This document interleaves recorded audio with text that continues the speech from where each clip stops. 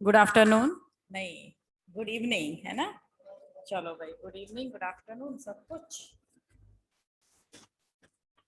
क्या आ रहा है बार बार परेशान। ठीक, चलिए गुड इवनिंग बेटा। आज तो मेरे दिमाग में आफ्टरनून ही घूम रहा है।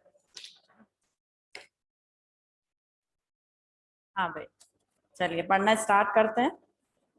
आ गए सभी? चलो ज्वाइन तो हो गए ना।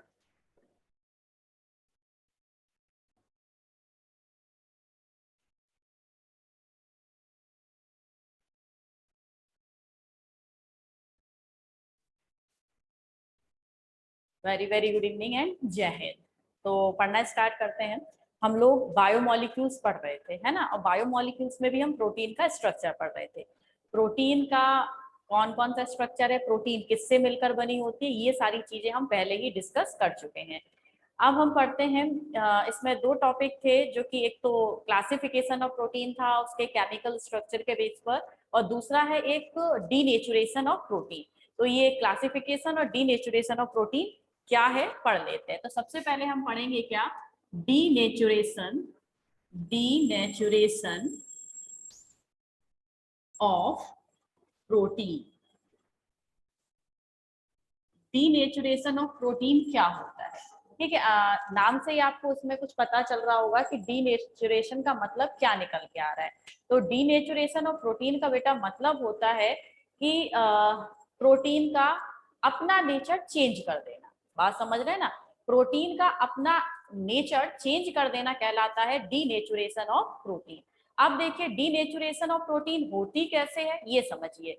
देखो, प्रोटीन जब भी किसी बायोलॉजिकल सिस्टम में मिलती है और वो पूरी तरीके से कैसी होती है, एक्टिव होती है, तो उसे हम बोलते हैं native form of protein. Native form of protein क्या है? जब कोई भी प्रोटीन किसी बायोलॉजिकल सिस्टम में मिले, बायोलॉजिकल सिस्टम का मतलब समझते हैं, किसी लिविंग बॉडी के अंदर मिले, मींस या तो प्लांट के अंदर मिले या फिर एनिमल के अंदर मिले।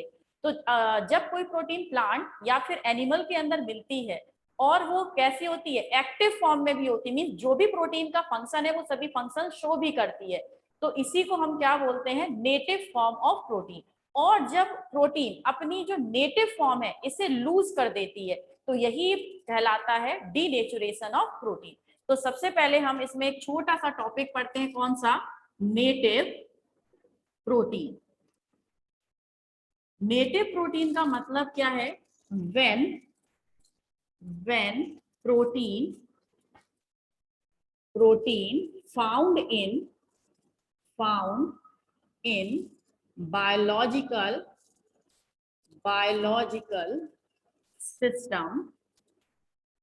biological system, when protein found in biological system with their active form, with their active form is known as native protein, native form of protein. ठीक है, जब प्रोटीन किसी बायोलॉजिकल सिस्टम में मिलती है और पूरी तरीके से कैसी होती है, एक्टिव भी होती है, तो उसे हम बोलते हैं नेटिव फॉर्म ऑफ प्रोटीन। जैसे ह्यूमन बॉडी के अंदर प्रेजेंट है, आपकी मसल्स वगैरह का फॉर्मेशन कर रही है, तो ये क्या है, ये आपकी लिविंग बॉडी के अंदर प्रेजेंट है और अपना कोई स्पेसिफिक फंक्शन भी शो कर रही है, तो ये है कौन सी, नेटिव प्रोटीन। समझ गए। अब नेटिव प्रोटीन डीनेचर कैसे होती है, मीन्स नेटिव का मतलब है लिविंग सिस्टम में प्रेजेंट है, फंक्शन कर रही है, और डीनेचर का मतलब है लिविंग प्रोसेस से हट जाएगी और फंक्शन लेस हो जाएगी। ठीक है, उसे हम बोलते हैं डीनेचुरेशन ऑफ प्रोटीन। और प्रोटीन का डीनेचुरेशन होता कब है? जब नेटिव फॉर्म ऑफ प्रोटीन में टेम्परेचर क्या कर दें, उसका टेम्परेचर डिस्टर्ब कर दें या फिर उसका पीएच डिस्टर्ब कर दें, तो इस तरीके से नेटिव फॉर्म ऑफ प्रोटीन का डीनेचुरेशन हो जाता है। ठीक है, तो डीनेचुरेशन ऑफ प्रोटीन कैसे होता है? Denaturation of protein, denaturation of protein occur by physical change, by physical change like change in temperature, change in temperature or by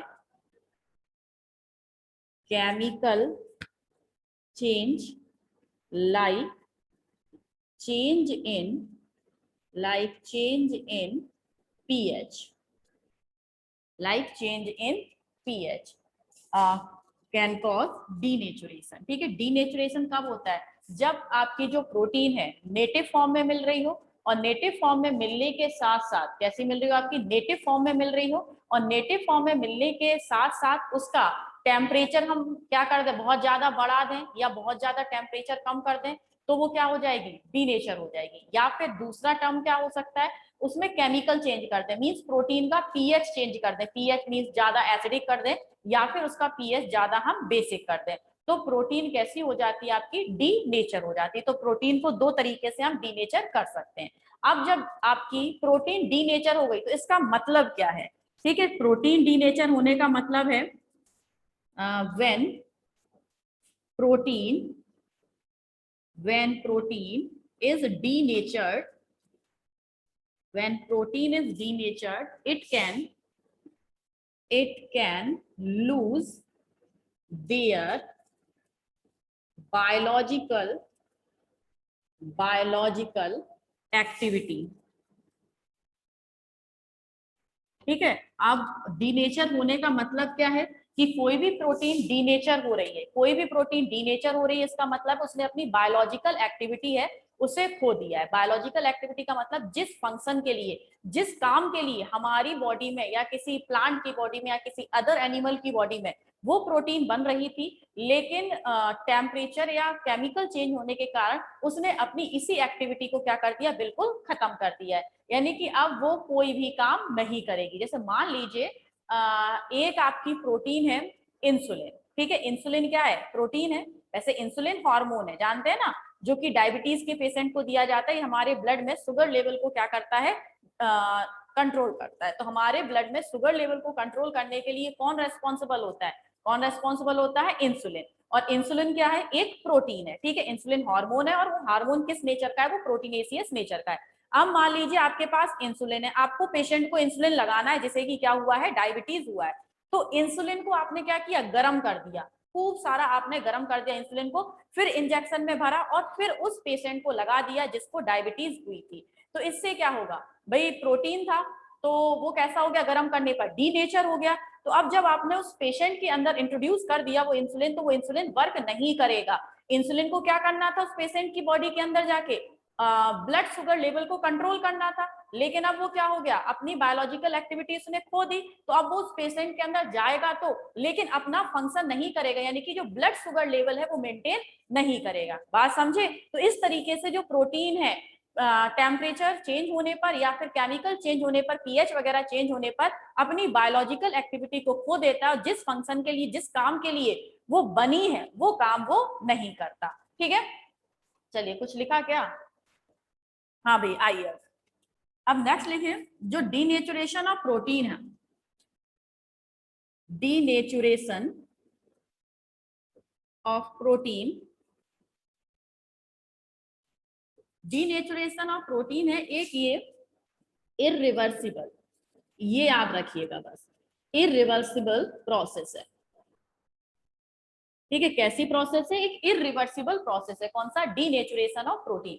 means अगर प्रोटीन का एक बार डीनेचुरेशन हो गया, फिर आप सोचे वो अपनी नेटिव स्टेट में आ जाए, तो कभी अपनी नेटिव स्टेट में लौटकर नहीं आएगी। बात समझ रहे हैं? देखिए, जैसे कि मान लीजिए कोई प्रोटीन अपनी नेटिव स्टेट में है, कोई प्रोटीन है, ठीक है, वो कैसी है, अपनी नेटिव स्टेट में। नेटिव का मतलब बायोलॉजिकल एक्टिव स्टेट में है। ठीक है, कौन, प्रोटीन। लेकिन आपने क्या किया, इसे हीट कर दिया। क्या कर दिया आपने, इसे हीट कर दिया। तो प्रोटीन का क्या हो गया, डीनेचुरेशन। डीनेचुरेशन किसका हो गया, प्रोटीन का। तो अब प्रोटीन का जब डीनेचुरेशन हो गया, अब आप सोचे कि हम इसे ठंडा कर दें, तो क्या ये फिर से नेटिव फॉर्म में आ जाएगी? तो ये नेटिव फॉर्म में नहीं आएगी। यानी कि ये प्रोसेस कैसी होती है आपकी, इररिवर्सिबल प्रोसेस है। मींस प्रोटीन का एक बार डीनेचुरेशन हो जाता है तो वो फिर से अपनी नेटिव फॉर्म में नहीं आती। बात समझ गए? इसके देखिए कुछ एग्जाम्पल भी हम बता देते हैं आपको। एग्जाम्पल है जैसे आपका कोगुलेशन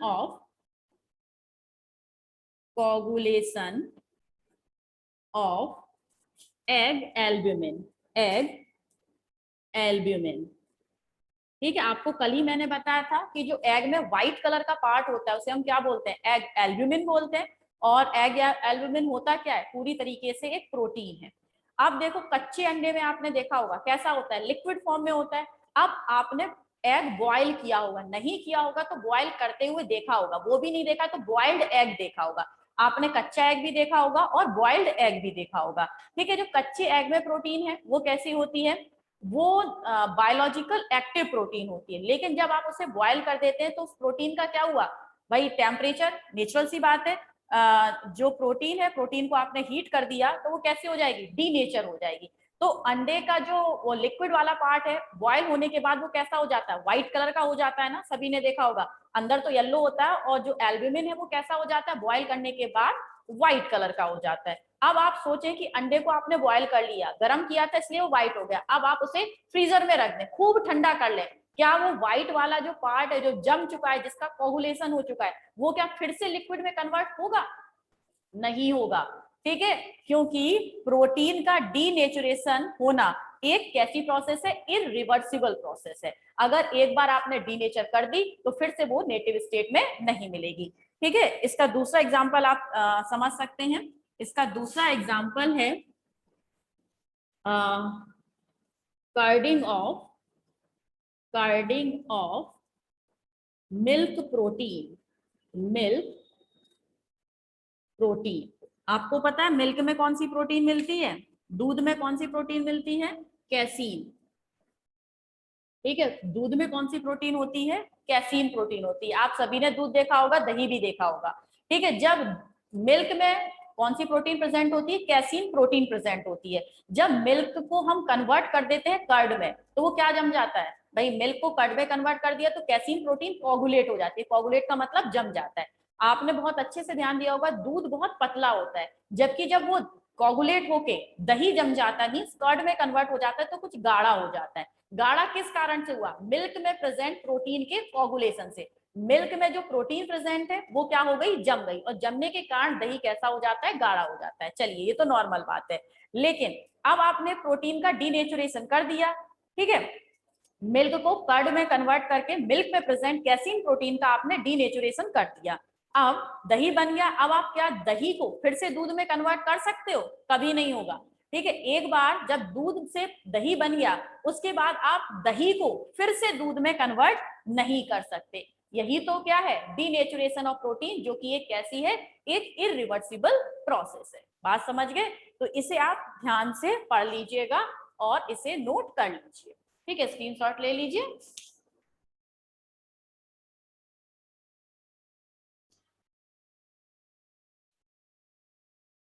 इस चैप्टर के नोट्स आज ही भेज दूंगी, ठीक है।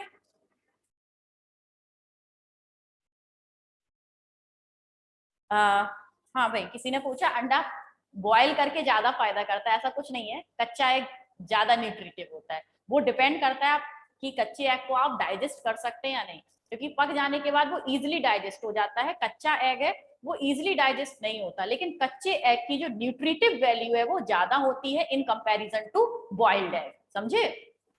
चलो भाई, रफ कर दूं मैं इसे।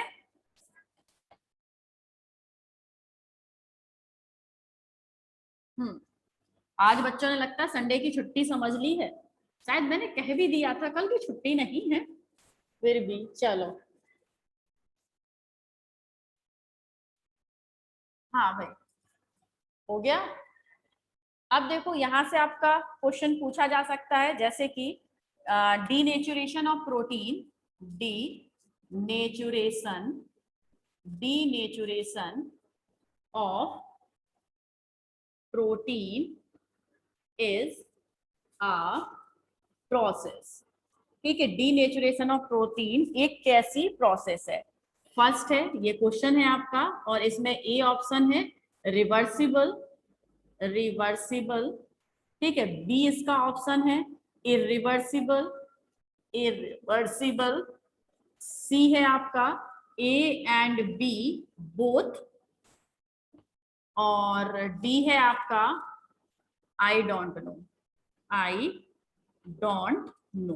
तो आपको आंसर पता है, कैसी प्रोसेस है? अभी तो आप, मुझे पता है, बहुत अच्छे से आंसर देंगे, लेकिन इस आंसर को नवंबर दिसंबर तक आपको याद रखना है। कैसी प्रोसेस है? एक इरिवर्सिबल। वेरी गुड, कुसुम, गौरव, छवि, कौशिक, रौनक, जिज्ञासा, कनक, सभी के आंसर सही है। कैसी प्रोसेस है? एक इरिवर्सिबल प्रोसेस है। ठीक है, आपसे इस टाइप से भी क्वेश्चन पूछा जा सकता है। मैं लिख देती हूँ यहाँ पर ही,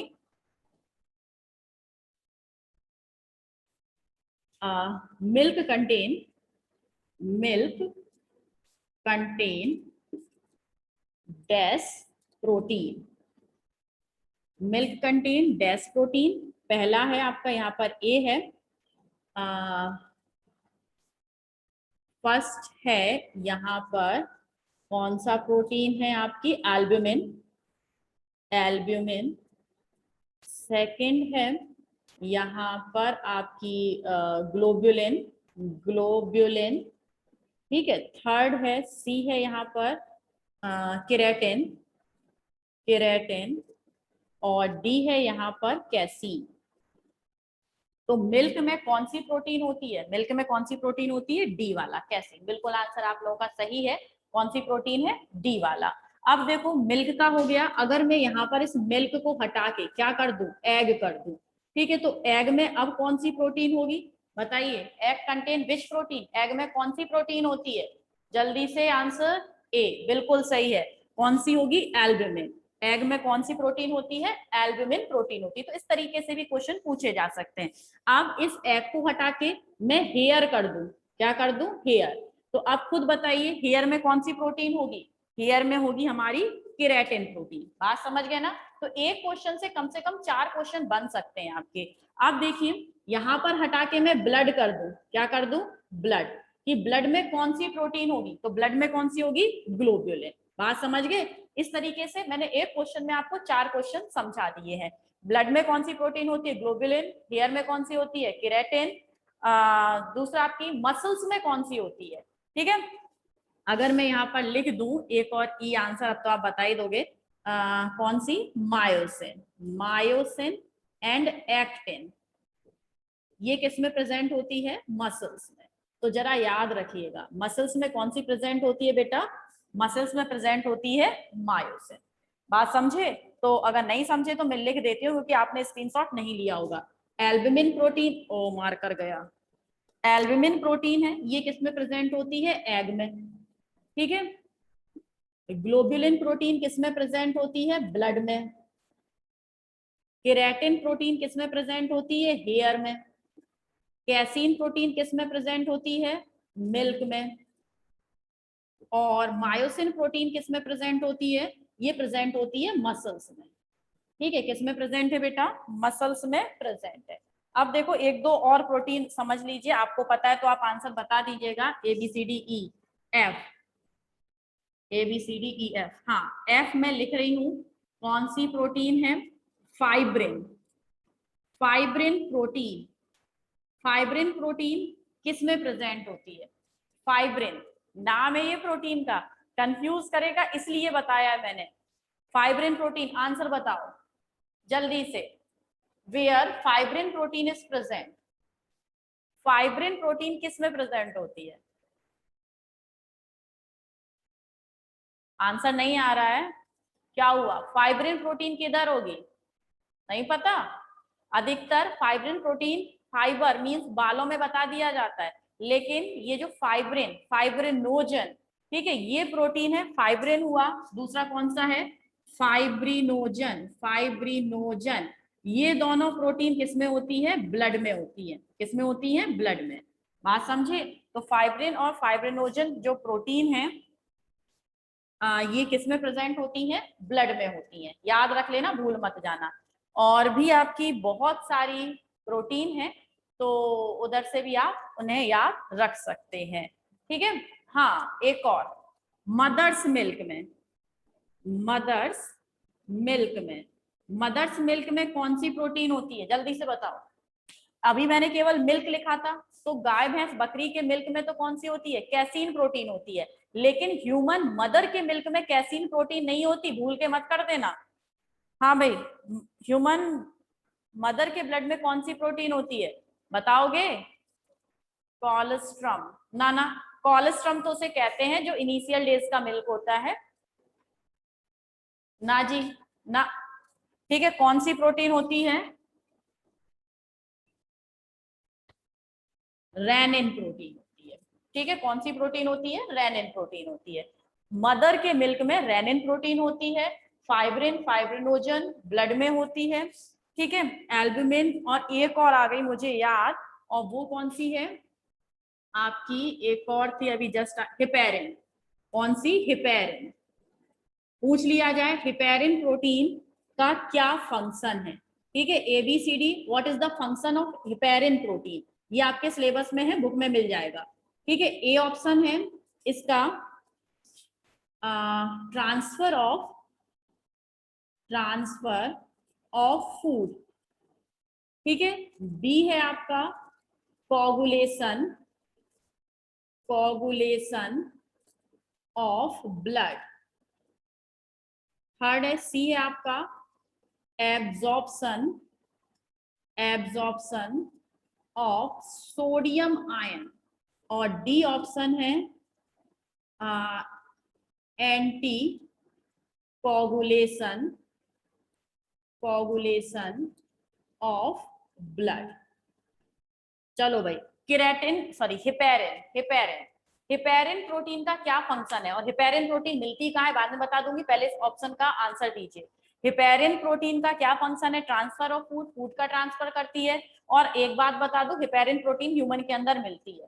ठीक है, कहीं ढूंढना मत, हिपेरिन प्रोटीन ह्यूमन के अंदर मिलती है। कोगुलेशन ऑफ ब्लड, या एब्जॉर्प्शन ऑफ सोडियम आयंस, या फिर एंटी कोगुलेशन ऑफ ब्लड। किसी ने आंसर दिया है बी, किसी ने आंसर दिया है डी, और किसी ने दिया है नहीं पता। तो heparin protein is responsible for anti coagulation of blood.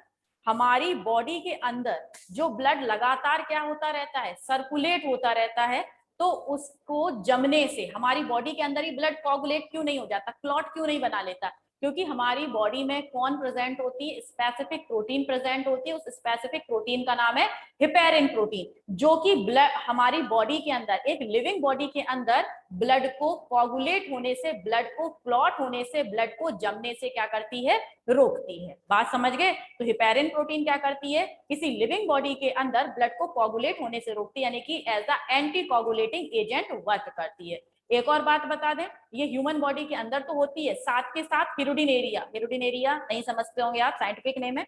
दूसरी बात आप जानते होंगे, हिरुडिनेरिया नहीं जानते होंगे, लीच सुना है, नहीं सुना? जोंक सुना होगा, जोंक सुना है ना, वो ऐसे चूसती है, चिपक जाती है और फिर ब्लड चूसने लगती है। तीनों एक ही प्राणी है। Hirudinaria scientific name, leech is English name, और जोंक is Hindi name.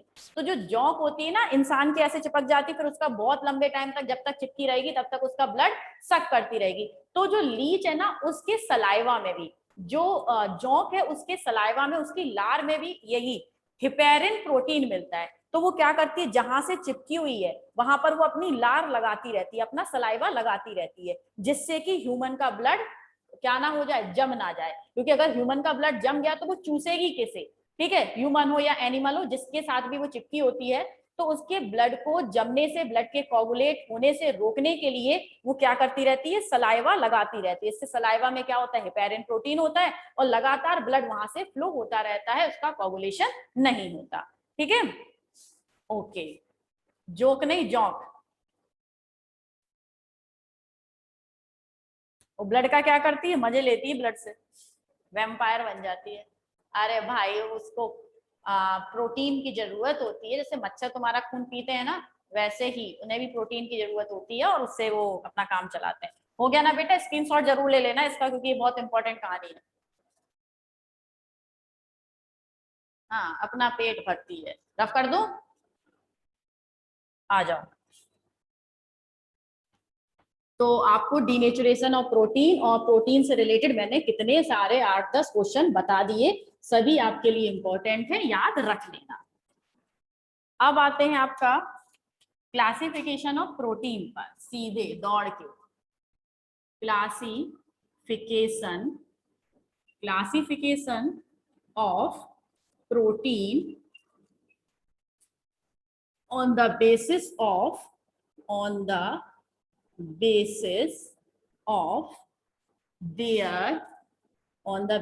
of their chemical structure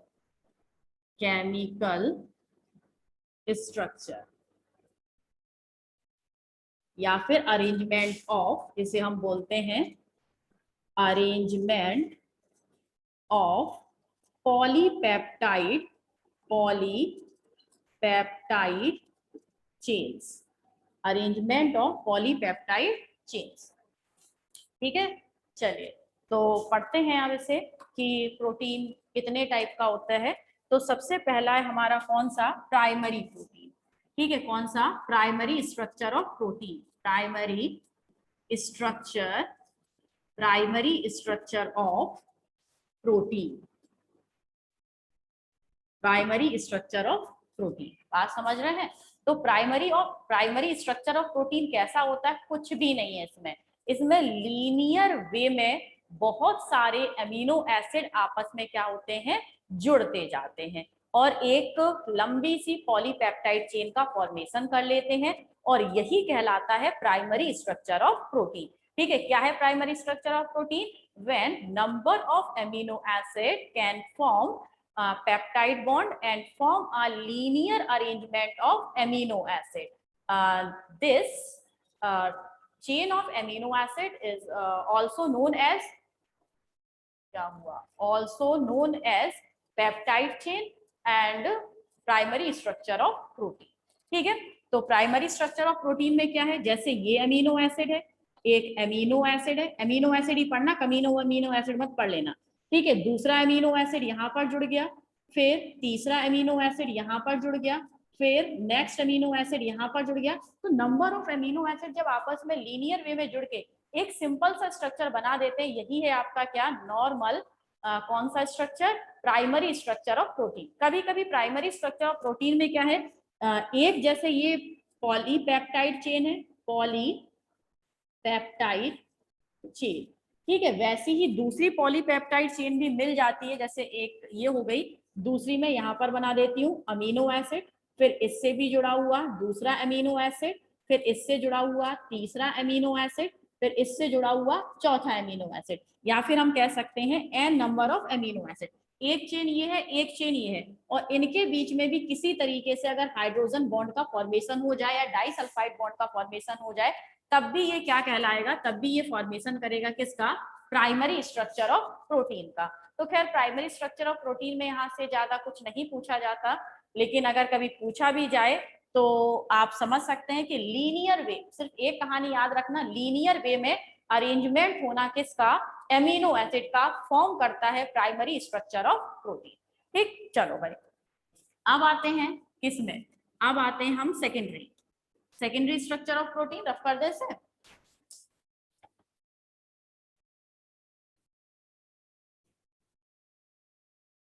कौन सा है, secondary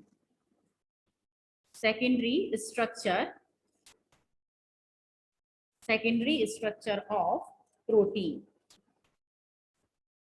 secondary structure of protein कैसा होता है, तो आपको ये काफी इंपॉर्टेंट है, बहुत अच्छे से समझिएगा। सेकेंडरी स्ट्रक्चर ऑफ प्रोटीन दो टाइप का होता है, एक तो है हमारा, एक है अल्फा हेलिक्स स्ट्रक्चर, और दूसरा है beta pleated seat structure.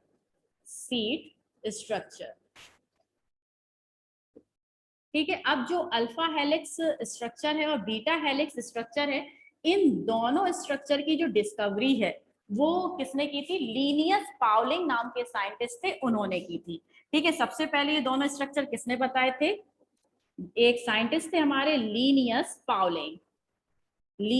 Pauling नाम के साइंटिस्ट ने इन दोनों स्ट्रक्चर के बारे में हम लोगों को इंट्रोड्यूस कराया था। तो साइंटिस्ट का नाम है, आपको याद रखना बनता है। ठीक है, primary structure and secondary structure में अल्फा हेलिकल स्ट्रक्चर और बीटा सीट स्ट्रक्चर किसने बताए थे? लीनियस पाउलिंग नाम के साइंटिस्ट ने दिए थे। बात समझ गए? अब पढ़ते हैं अल्फा हेलिक्स स्ट्रक्चर कि अल्फा हेलिक्स स्ट्रक्चर कैसा होता है। चलिए, तो अल्फा हेलिक्स स्ट्रक्चर क्या है? देखो, एक बात और ध्यान रखना, जो अल्फा हेलिक्स स्ट्रक्चर है इसमें ओनली वन पॉलीपेप्टाइड क्या करती है? पार्टिसिपेट करती है, ये आपको ध्यान रखना होगा, क्योंकि आपसे ऑप्शन में पूछा जा सकता है कि जो अल्फा हेलिक्स स्ट्रक्चर है इसमें कितनी पॉलीपेप्टाइड चेन पार्टिसिपेट करती हैं? 1, 2, 3, 4। तो आपको पता होना चाहिए कितनी पॉलीपेप्टाइड चेन पार्टिसिपेट करती हैं आपकी, कितनी करती हैं? केवल 1। और अगर हम बात करते हैं बीटा प्लेटेड में, तो इसमें आपकी 2 और 2 से अधिक, 2 और मोर पॉलीपेप्टाइड चेन है, जो अधिकतर तो 2 ही करती है। पॉलीपेप्टाइड चेन पार्टिसिपेट करती हैं इनके फॉर्मेशन में। क्या करती हैं? पार्टिसिपेट करती हैं इसके फॉर्मेशन में। बात समझे? इतना नोट कर लीजिए इसे। कर लिया नोट? चलो रफ कर दूं।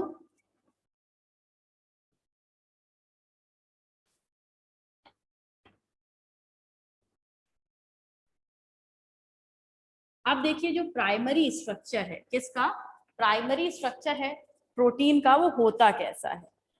देखिए, प्राइमरी स्ट्रक्चर ऑफ प्रोटीन अगर हमें बनाना है तो वो कैसा बनेगा?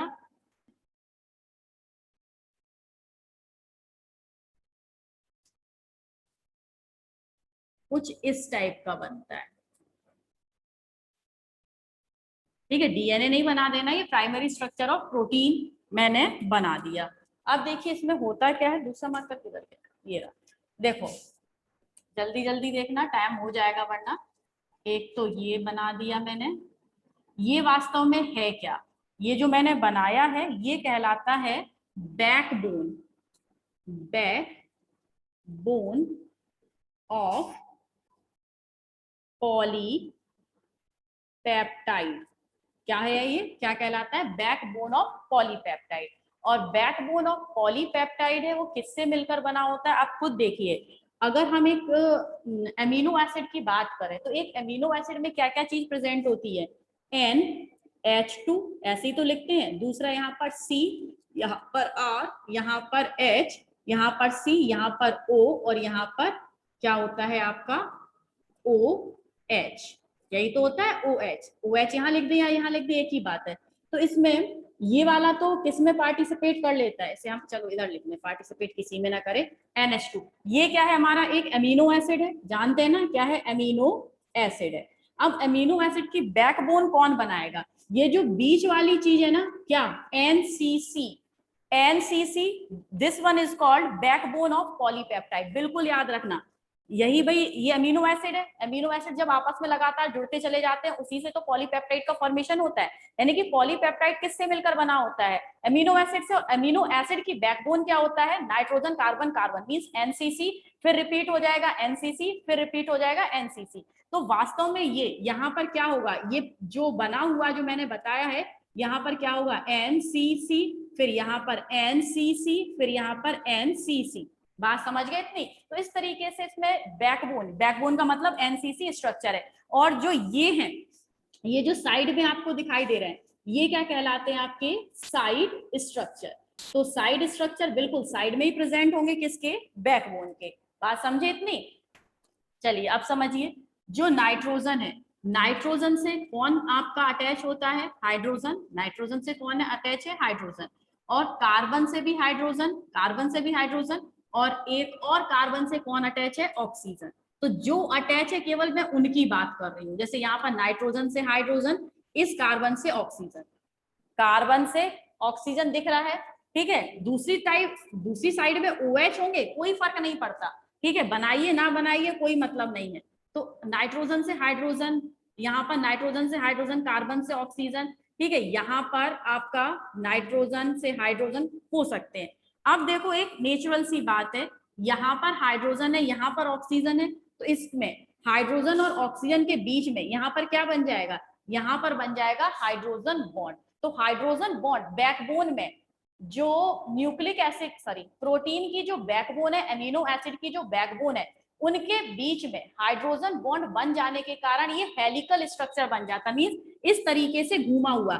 इस वाले चेन को ये वाली चेन अट्रैक्ट कैसे कर रही है, क्योंकि ये ऊपर वाली जो चेन है, वास्तव में ये चेन ऐसी रही होगी, सीधी ये चेन रही होगी, लेकिन इसके जो साइड चेन है, जैसे इसमें से हाइड्रोजन निकल रहा है, इसमें से ऑक्सीजन निकल रहा है, इसमें से यहाँ पर हाइड्रोजन निकल रहा है, यहाँ से ऑक्सीजन निकल रहा है, इन दोनों ने आपस में एक दूसरे को अट्रैक्ट किया और अट्रैक्ट करके फॉर्मेशन किया, किसका फॉर्मेशन किया, हाइड्रोजन बॉन्ड का, हाइड्रोजन बॉन्ड का, जिसके कारण ये कैसा स्ट्रक्चर बन गया, एक हेलिकल स्ट्रक्चर का इसने फॉर्मेशन कर लिया। बात समझे?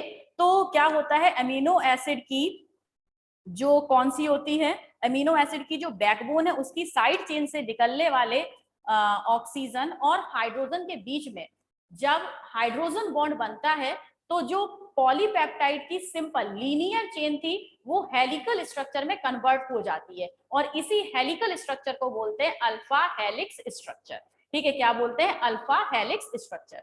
देख लीजिए बेटा, इसको स्क्रीनशॉट ले लीजिए, क्योंकि नेक्स्ट जो टाइम हो गया आपका उसे मैं नेक्स्ट वाले को कल पढ़ाऊंगी और इसके क्वेश्चन भी मैं आपसे कल पूछूंगी। ले लिया?